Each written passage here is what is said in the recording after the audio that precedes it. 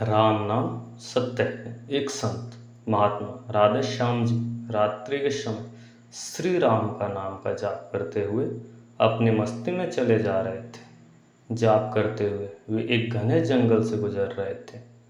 विरक्त होने के कारण वे महात्मा बार बार देशाटन करते रहते थे। वे किसी एक स्थान पर अधिक समय तक नहीं रहते थे। वे ईश्वर नाम के प्रेमी थे। दिन रात उनके मुख से राम नाम जाप चलता रहता था। स्वयं राम नाम का जाप करते तथा औरों को भी उसी मार्ग पर चलने के लिए प्रेरित करते। राधे श्याम जी घने जंगल में मार्ग भूल गए थे, पर अपनी मस्ती में चले जा रहे थे कि जहाँ राम ले चले वह दूर अंधेरे के बीच में बहुत सी दीपमालाएं प्रकाशित थी। महात्मा जी ने उसी दिशा की ओर चलने लगे। निकट पहुंचते ही देखा कि बट वृक्ष के पास अनेक प्रकार के वाद्य यंत्र बज रहे थे। नाच गान और शराब की महफिल जमी है। कई स्त्री पुरुष साथ में नाचते कूदते हंसते तथा औरों को हंसा रहे हैं। उन्हें महसूस हुआ कि वे मनुष्य नहीं प्रेतात्मा है। राधे श्याम जी को देखकर एक प्रेत ने उनका हाथ पकड़कर कहा, ओ मनुष्य, हमारे राजा तुझे बुला रहे हैं, चल। वे मस्त भाव से राजा के पास गए जो सिंहासन पर बैठा था। वहां राजा के इर्द गिर्द कुछ प्रेत खड़े थे। प्रेतराज ने कहा, तुम ईश्वर क्यों आए? तुम्हें मौत का डर नहीं है? अट्टहास करते हुए महात्मा जी बोले, मौत का डर? और मुझे? राजन, जिसे जीने का मोह हो उसे डर होता है। हम साधु लोग तो मौत को आनंद का विषय मानते हैं। यह तो देह परिवर्तन है जो प्रारब्ध कर्म के बिना किसी से हो नहीं सकता। प्रेत राज बोला, तुम जानते हो हम कौन हैं? महात्मा जी बोले, मैं अनुमान करता हूँ कि आप प्रेतात्मा हो। प्रेतराज बोला, तुम जानते हो लोक समाज हमारे नाम से कांपता है। महात्मा जी बोले, प्रेतराज, मुझे मनुष्य में गिनने की गलती मत करना। हम जिंदा दिखते हुए भी जीने की इच्छा से रहित मृत्यु तुल्य है। यदि जिंदा मानो तो भी आप हमें मार नहीं सकते। जीवन मरण कर्माधीन है। मैं एक प्रश्न पूछ सकता हूँ? प्रेतराज बोला, पूछो, क्या प्रश्न है?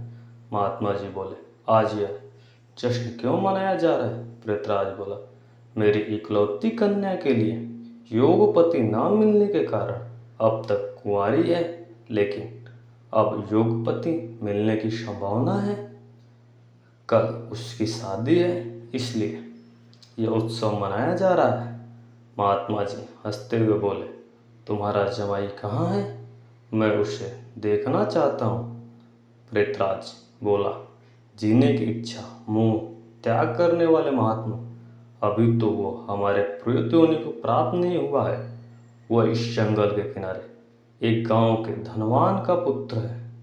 महादुर्चारी होने के कारण वह इस वक्त भयानक रोग से पीड़ित है।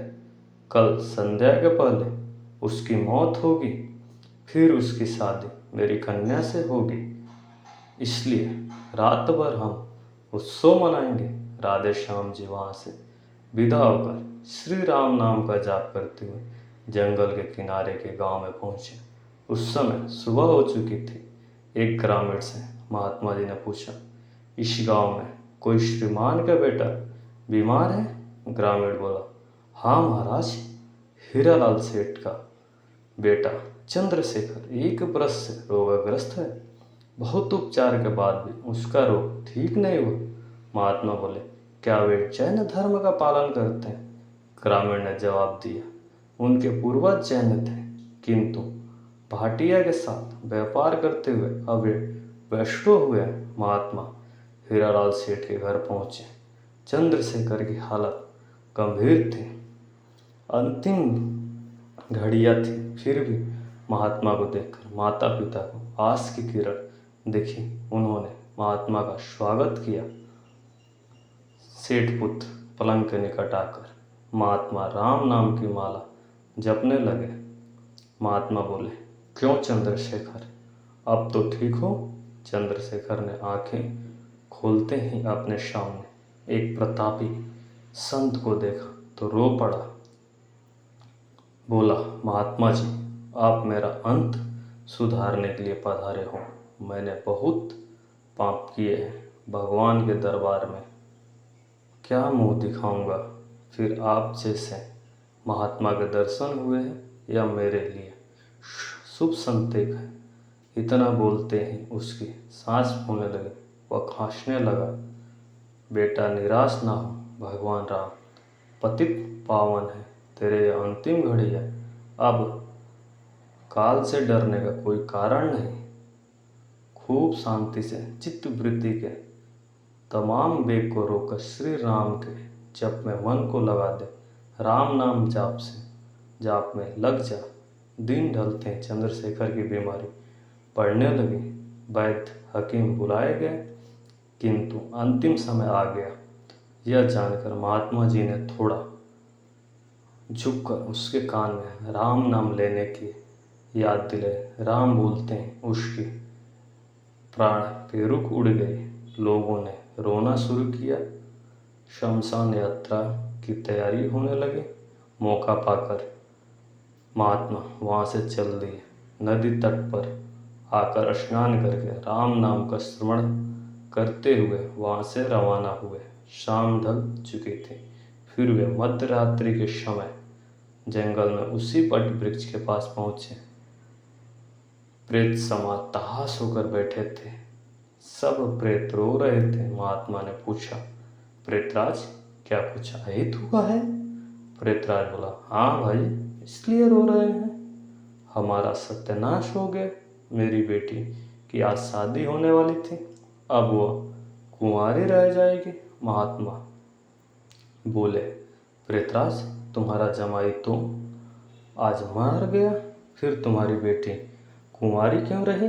प्रेतराज ने चिढ़कर कहा, तेरे पाप से मैं मूर्ख हूँ कि मैंने कल तुझे सब बता दिया। तूने हमारा सत्यानाश कर दिया।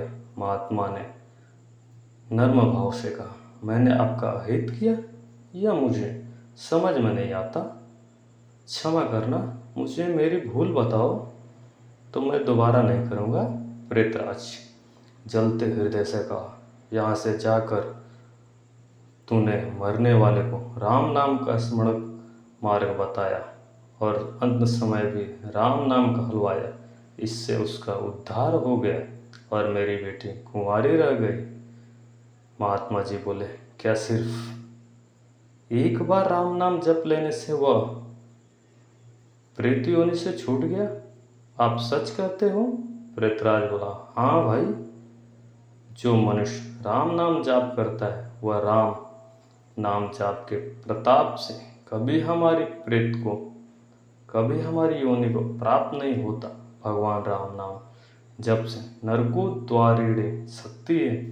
प्रेत द्वारा राम नाम का यह प्रताप सुनकर महात्मा जी प्रेमाश्री कहते हुए समाधि में लीन हो गए। उनकी आंखें खुली, तब वहाँ प्रेत समाज नहीं था। बाल सूर्य की सुनहरी किरण वट वृक्ष को शोभायमान कर रही थी। आपको कहानी कैसी लगी कमेंट बॉक्स में ज़रूर बताएं। वीडियो को लाइक, शेयर और ऐसे ही वीडियो देखने के लिए चैनल को सब्सक्राइब करें।